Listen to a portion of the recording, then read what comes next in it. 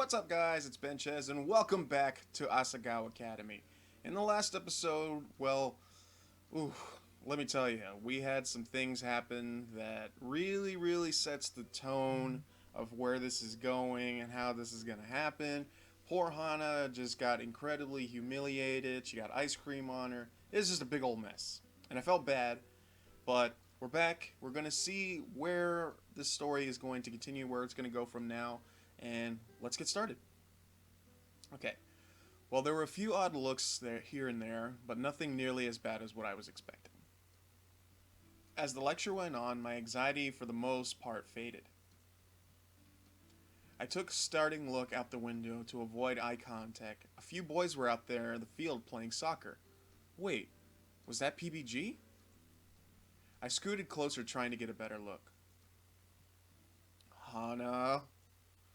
At the sound of my name, I leaped to attention. If there's something more interesting outside than the samurai death battles, please feel free to enlighten us. You came here to learn, not to contemplate the scenery.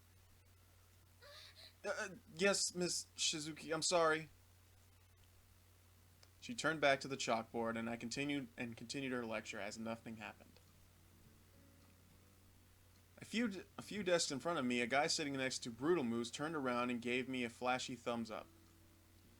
I made a face at him, unsure of exactly what he expected me to do. Then Ian turned around and looked and shook his head. The other guy mumbled something to him, probably apologizing. Ian's eyes slid to me for a brief instant. They looked away. They were looking at me because of what happened yesterday, or was there some other reason? I shook my head. There wasn't time for this. I had to work to do, and if I wanted to keep my scholarship. After the pages and pages of notes on Japanese history, it was nearly time for lunch. Okay, everyone, it's almost free to go. The work tonight isn't so hard, so don't grumble. You should get to work together to complete it if you've ever had a hard time. Also, as you may be aware, the Flower Festival is coming up in a week and a half. It's coming up in a week and a half. The news was met with a few cheers as everyone started to pack up. Since you have the day of the festival off, our first exam will be the day before. There were no cheers this time. Romance is wonderful, believe me, I know, but I can't read. But try not to let the festival distract you, okay? That is all. See you tomorrow. Miss Shizuka's. Oh my god. Why is it when I record I can't read at all? It's just like my dyslexia kicks in as soon as I record. Miss Shizuka flashed a peace sign and winked off as she walked out the door. What a weird teacher. Ugh, that lecture was so boring. Mai walked beside me in the tray in her hands. We were shuffling through the cafeteria trying to find a seat. Didn't you say that yesterday? Probably, but it's true for today, too.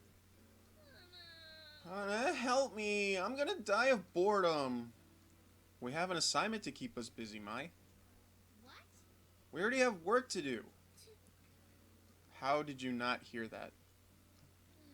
Mai sighed dramatically, then leaned side, rested her head on the crook of my neck, and reached up to pat her head a few times, but she straightened up before I could do it. Oh my god, Hana, Paul's walking over here. He's looking at you. Does he look angry at you? Why is he coming over here? Do you think he's going to kick you again? I don't know. The same Paul who humiliated me last night strode towards me. I was instinctively backed away, but he kept coming closer. Hey, I'm glad I found you. He didn't look angry to me. In fact, he was giving me an odd, lopsided smile. I wanted to make sure you weren't hurt or anything. You ran off before I could properly apologize. I looked down at my feet. It was embarrassing enough that I ran off crying like a little girl, but to know that I made him feel bad was even worse. At the same time, the image of my ruined uniform popped up into my head. I couldn't tell whether I was more angry or embarrassed, or whether I was feeling something else entirely. I got you pretty bad, didn't I? I think I ballerina too hard. He lifted his head to side. It's a shame you're not wearing the uniform from yesterday. I like the pink splotches on you. It matches your hair. A deep sink feel crawled up from my stomach to sit in my throat. My dumb, stupid hair. Everywhere I went, people made fun of it. I thought the normal boots guys were different, and I was trying to apologize. How could he say something like that to me? Not for the first time, though, of dyeing it a different color, but quickly dismissed it. Paul was waiting for a response. Mai gave him a quick nod as if warning me not to mess this up. I mustered up the best smile, hoping it was somewhat convincing. It's okay. I'm fine. I'm fine. Don't worry about it. Anyway, I'm more happy to pay for the dry cleaning. Josh and Nick and I feel really bad about everything. We've never made a girl cry before. Well, not by physically injuring her, I guess. Thank you, but I was just going to scrub it in the sink. Dad and I could never afford things like dry cleaners, so I was surprisingly good at hand washing things. That's things that it's going to need more than just hot water and soap, trust me. Tell you what, I have a friend who is a natural with that kind of stuff. I'll ask her to get the stain out for you. Just meet me later. Bring your uniform, okay? I'll try not to kick you this time. Without giving me time to say yes or no, he nodded and turned to leave. He quickly spun back around and I flinched. Are you and, Mai, right? Do you guys have a table? The cafeteria is pretty full right now. You can sit with us if you want, just for today. Yes! Yes, we'll go right! Right, Hana? Lunch with the Normal Boots Club? Maybe I could really become friends with them. And there's no one who would bother me again. Not about my hair or the ice cream incident, right? Yeah. Yes, please. All right, follow me, ladies. He led us to the middle of the cafeteria where the Normal Boots Club sat with the table all to itself. Hey, you found her. You're Hana, right? I nodded, blushing as I took my seat at the edge of the table next to Paul. Mai forced herself between Jared and PBG. Her eyes were on a few sparkles away from a huge hearts. Red stubble. Real So, Hana, we saw that you were upset and we were all worried. Are you feeling better? PBG looked at me, clearly concerned. My heart was beating hard against my chest, but I wasn't sure whether it was because I was nervous or because the sad look on his face made me want to give him a hug. PBG's pretty adorable. I can see why. Or maybe it was because I was about 2 inches away from Paul and only had arm's length away from the other guys. As I tried valiantly to open my mouth, whispers spread around the lunchroom. Look at those girls over there. Who do they think they are? How come they get to sit there? Wish Senpai would notice me. Ha ha! Memes. Main characters get all the luck. Suddenly my thoughts turned dark. Could it be that by getting close to these guys I was setting myself up as a target instead of getting protection? My thoughts spun in my head. I was suffocating. PBG was still looking at me, even more worried than before. I'm fine. Thanks for your concern. Please don't feel bad. It was my fault for getting in the way. I'm sorry for causing such a scene. I should have controlled myself better. I hung my head. I wasn't sure how to act around these guys, so I defaulted to extremely polite. My father would have been proud. Hey, Hana, don't apologize. It was Paul's fault, right, Paulie? Nick shoved Paul and looked exasperated. I apologized as best as I could, Nick. Give me a break. It was a relief that PBG wasn't staring at me anymore. Almost no one else was paying me or Mai any attention. Shane, however, was still shooting me quick, suspicious glances. It was almost like he didn't want me there. I felt uncomfortable. Hey, Hana. Hey, how do you like it here so far, Hana? Good. How about you? I mean, I like it here, thank you. Gerard smiled at me and then he turned away. I picked at my food. The guys were all warped up in their conversations, and I was busy preventing hyperventilation from being so close to Jared. I can feel his body heat. Oh dear. Hey. You doing okay, Hana? A smiling snatch turned to me. I know we can be overwhelming. You're fine, right? Yeah, I'm thank you. Thanks for recommending me that book, by the way. It's been really good. Do you like it? That's great. I figured you would. It's really funny, but the narrator's annoying.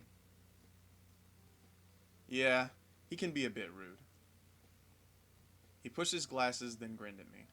Okay. All right. You were pretty quiet, but I knew there was more to you. I winced. Sorry, I can be a bit of the wallflower. No need to apologize. I'm sure we've all been wallflowers before. But that just reminds me of the flower festival. He turned to the group, addressing them all as if on cue they all suddenly turned to pay attention. So who are y'all taking this year? Right, the flower festival. Mishizuka mentioned it before. What is the flower festival? No one's explained it to me yet. Well. It's basically just a festival. Didn't you have those at your old school? We didn't have festivals at my old school, but they were basically just 40 kids grouped into one room sharing snacks they brought from home. Well, we had something kinda like them, but I stopped going. Really? Why not? They're so fun! I didn't really want to answer. There was no way I could say, well, my friends turned on me, so I went, people pretended that I didn't exist. But Mai was waiting for an answer, so was everyone else looking at me. I'm just... not into that stuff, I guess. Oh, well maybe you'll like this one more. The flower festival happens all over Japan around this time of the year, but it's a big deal in Higabana. That's the town right next to Asagao. There's apparently some kind of myth about the flowers that's somewhat important. Supposedly, the founder of the Higabon was an old man who got lost in the mountains and almost died of thirst. This flower spirit came to him and offered him help in return for his vow to protect her home. He aged, she drained herself of all the water so he could drink. The man founded Higabon to watch over the meadow in which he met the flower. In some versions of the myth, the man and the flower spirit fell in love. It's truly a romantic festival. One may hope to find someone special in which to make a vow of eternal love, just as the man and the spirit did, and to live and to protect the ones that they love. Jared winked and Mai swooned. So during the day of the flower festival, a lot of us stalls up set up so you can go play games and eat food and go flower viewing. Then at night there's a special meadow over by the temple where you can go watch the flowers. And then there's a bonfire and dancing. It's a lot of fun. We look forward to it every year. Asagao sells paper flowers in a little booth to raise money for the school too. There's usually a big volunteer drive beforehand for people who are good at origami. Origami? I'm good at origami. Really? Really? Shane is too. Maybe you should work together. Shane gave a tight-lipped smile. Somehow I didn't think that would be happening. Hey, speaking of, I swear you rejected 10 girls at the festival last season. I mean, there's nothing compared to me, naturally, but there were so many girls with broken hearts, even I couldn't mend them all. You still hung up on your English girlfriend? Shane flinched, visibly taken aback. Then he shrugged. I don't talk to her anymore. Oh, Shane, I just want you to be happy, that's all. He wiped away a fake tear. Shane grimaced. Aw, Shane had his heart broken. Poor guy. How great would it be if someone asked me, maybe even one of the Normal Boots guys did? No, I doubted that would ever happen. They were only letting me sit here because they physically assaulted me. I sighed and cut my beefcake with a plastic knife. So, any girls in mind, fellas? Besides me, Mai shifted nervously her eyes and kept flicking them around Jared, friend, her French fries. She looked like a child who stole several cookies. Jared spread his arms out and raised an eyebrow, a god waiting for names to fall into his lap. Uh, I'm thinking of going solo this year, to be honest. Yeah, same. Man, you guys are boring. You aren't much better, man. I I am on another level compared to you guys. I've already gotten my choice picked out. There was a quiet clattering next to me. Mai had dropped her fork. Yeah, I'm sure you have, and it'll probably be a new choice tomorrow. Jared flipped his hair with his hand. You know me oh so well. There's only so much time and so many different girls' dreams to come true. I must find the one who is in most in need. hmm. So it's not even about which one you like, huh? Nope. And you make fun of me. Just then, the warning bell rang. It was time to head back to class. As everyone got up, tossed their trays, I stood up and, overwhelmed with a sudden burst of feeling, shouted, Thank you for letting me and Mai eat at lunch with you today. I really appreciate it. Yeah, thanks. Hana was having a terrible day. You guys cheered her right up. So see you guys again tomorrow, same time? Mai tilted her head, eyes twinkling. Mai, Paul said we could only sit with them today. Ah, it's cool. Paul waved his hand in dismissal, almost dropping his tray with the other. The cafeteria is really crowded, and we have extra room at our table. People are too afraid to sit with us or something. Well, we did kick a girl yesterday. All of them shrugged at the same time and then left the room, moving in unison, like a team of synchronized swimmers. Jared dumped his tray and jogged to catch up with them. As soon as they were out of earshot, Mai took a hand to hers and jumped up and down.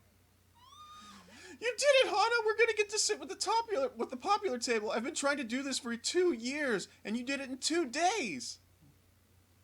She dropped her hands and made a jokingly, I think, angry face. Main characters have all the fun.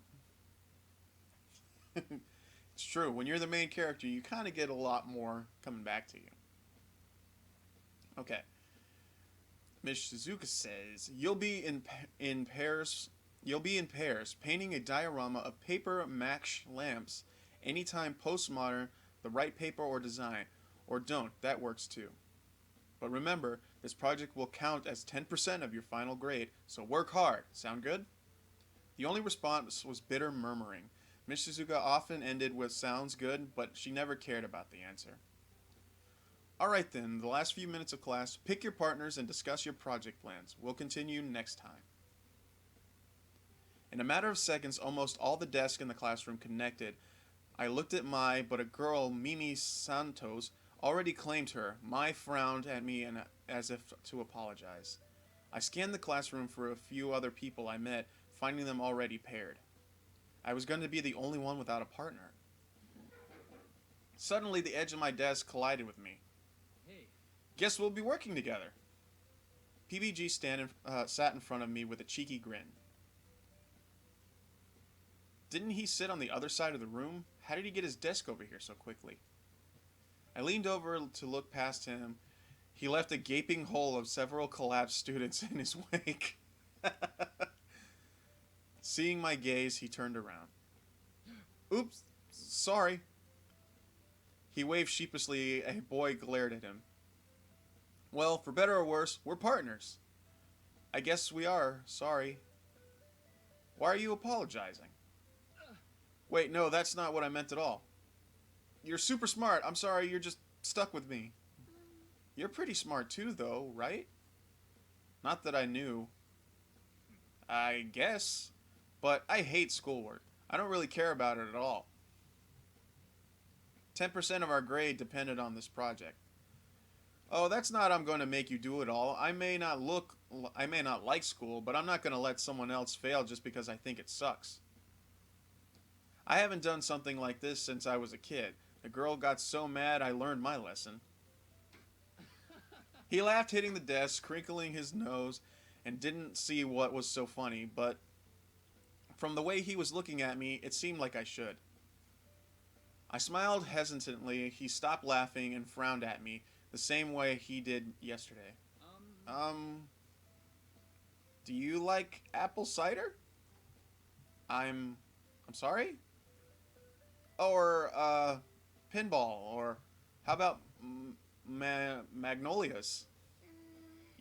Yeah, I guess I do. You guess you do?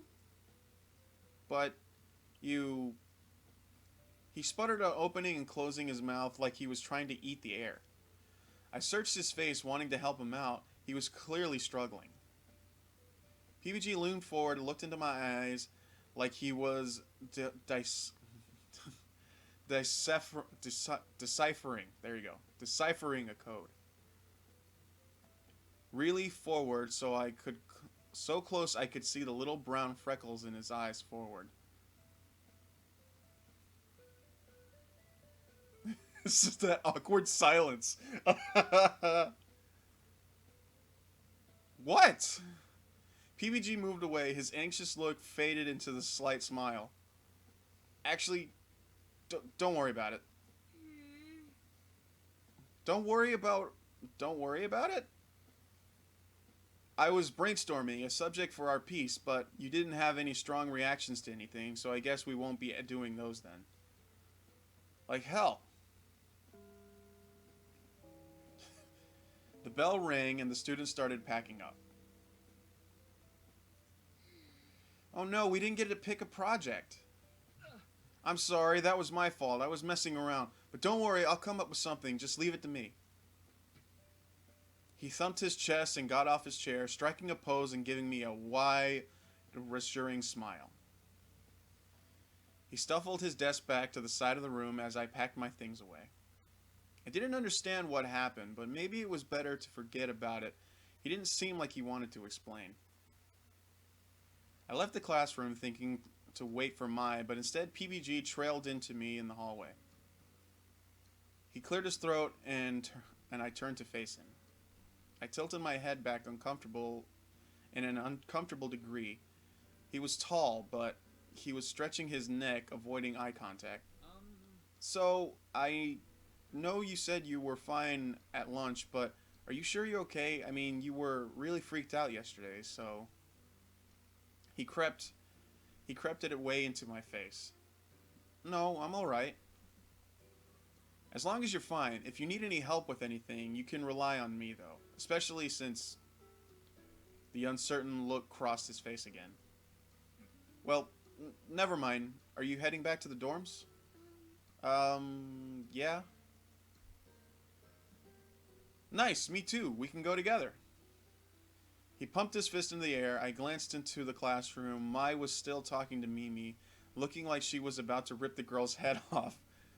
She wasn't going anywhere. Yeah. Sure, let's go. But as we turned to leave the hall, we were interrupted by someone wearing a yellow and gray jacket. The rival club's jacket. It's Jeff. My heart stopped. Standing before us was a tall man with cheekbones like no tomorrow.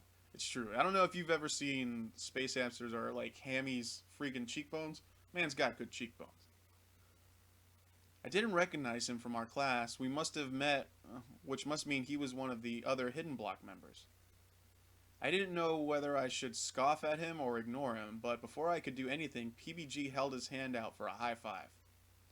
Hey, Jeff. Jeff returned the gesture with the two locked in conversation. Hey, what's up? PBG, you're pumped. You pumped about the soccer match? Yeah. Yeah. I've been waiting all day for this. I've been waiting for this day all summer. Right on. Are you busy? I'm trying to get to the team together right now for a last-minute practice. You in? I'm so in. I have nothing to do for the rest of the day. All my cleats are still in the locker. Yep. Awesome. Let's go then. Jeff briefly looked at me and pointed. PVG turned around and surprised I was still waiting. Hana. Oh, Hana. Sorry, I gotta go. See you in class tomorrow. I'll make sure to bring my thinking cap. He put on an invisible hat and gave me a thumbs up. Oh, wait! Do you want to come to our game? It's in a few weeks and the first one of the year, so it would be cool if you came to watch us. Mostly me because I'm the star player. Wow, thanks. Okay, so I have an option here. Go watch PBG in his soccer game, or just kind of ditch him. I normally would just ditch him because he's kind of ditching me because we were supposed to walk back to our dorms together, but he's gonna go practice and stuff like that. But he's giving me a little bit more like feedback because it's like we're kind of having a little thing, like a little connection and everything like that. So I'm gonna go ahead and go to the soccer game. Of course. That sounds really fun. I would love to come. Woo! Thanks. That really means a lot to me. Usually the first game doesn't conjure a big crowd. Can I bring Mai? She might have planned on going anyways, but she really was always including me in things. I wanted to do the same for her. Yeah. Totally! Bring as many people as you want. Fill up the stands. He left with Jeff, and I headed back to the dorms. Mai usually walked with me. It felt weird being alone, and suddenly I realized it would feel even weirder to be in a dorm alone. Not knowing what else to do, I headed back for the library. Might as well get started on some homework. I stayed in the library much longer than I anticipated, headed low over a small sheet of project ideas in a thick book. Every time I thought about leaving, panic seized me. The truth was, I still don't know my way around the academy. Mai had been there to guide me, and I was more focused on the people around me than the places. As the students thicked past, laughing and heading off to no doubt have tons of fun, I fiddled with my pencil. I would have to leave eventually, though hesitantly I closed my notebook and stood. Hey, Hana. Hey Hana, how are you? It's Gerard. I whirled around. Gerard was walking past me, a thick book in one hand. Gerard! Hi, I'm good, thank you. I laughed weakly, and I found myself wringing my hands together. Yeah? He clearly didn't believe a word I was saying. I sighed. I'm a bit scared to leave. I know that sounds pathetic, but I don't really know my way around here, so... Yeah, you looked a little bit lost. Oh, you look like a lost otter. A lost otter? But hey, I haven't really gotten a chance to talk to you until now. I've been wanting to ask if you're still settling in all right. I know that transfer students don't really get introduced to the school the same way as freshmen do. Are your classes going okay? How is homework the load? Do you like the food? Getting along with Mai? I stuttered, unsure of which question to answer first. Everything's fine. Mai is great. Yeah, she showed me around the campus recently. It was very nice of her, but she wasn't very thorough. A grin slowly spread across Gerard's face, as if he was unwrapping a present. I could show you around, if you like. I used to give tours to incoming students. If you're new here, you really should get a tour. Yeah, of course. Gerard's eyes lit up in the mere mention of a tour. I felt bad for turning him down. All right. Great! We can start at the boys' dorm. I need to put my books away. He laughed and headed out towards the library. I fell into a step alongside him. Alright, I think I'm going to call it here. Just because we're getting a little bit deeper into the story now. And Gerard just swooped in and just decided to be the nice guy. Because we're all like, we have, for some reason we can tell that Hana has a problem being by herself. She gets really emotional, she gets really tense and everything like that. So, obviously, being alone is not something we want to do. So, now that we're hanging out with Gerard, we're going to learn some more about him. Maybe he's going to show us a thing or two. It should be pretty cool. So, that's going to do it for this episode of Asagao Academy, guys. Hopefully you guys enjoyed it. I'm sorry that I stumbled a lot when I was reading this one. I don't know, my dyslexia is just like, pew, it's acting all over the place. But anyways, that's it for this episode. I will see you guys in the next one. When will we find our husbando? We've got a lot of options. Who's it going to be? I don't know yet for sure. But until then, guys, this was Asagao Academy. I've been Benchez. Lovely faces. I'll see you next time. See you later.